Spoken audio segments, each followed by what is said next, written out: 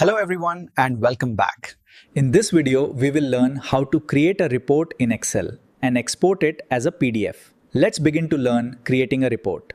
Before creating any report, a quick plan saves time and ensures the report meets expectations. Our plan is simple. Audience is business managers and external partners.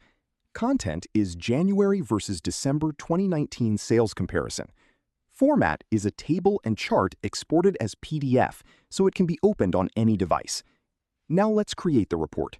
Click anywhere inside the sales report data. Insert tab, Table, Confirm Range, click OK. Table Design tab, select a clean, professional style. Now let's add a title of the report. Right-click on row 1, insert one row above, type Monthly Sales Report. Select capital A1 to capital E1. Inside Home tab, click Merge and Center. Press Ctrl B to make it bold. Change font size 14. Now let's add a chart to show the comparison visually. Hold Ctrl and select Month and Sales Amount columns. Insert tab, Column Chart, Clustered Column. Month and Sales Amount chart appears. Adjust the size of chart accordingly. Change Chart Title.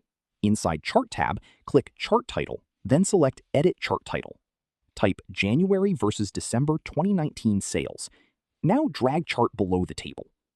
Before exporting, let's remove the grid lines to make the report look clean and professional. Go to View tab, uncheck Grid Lines, Headings, and Formula Bar. Now go to File in top left, hover over Export, Download as PDF. A window will open showing Preview what will PDF contain.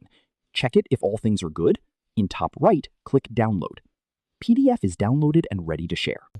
If you want to learn the complete data analysis and visualization with Excel course, full playlist link is available in the description below.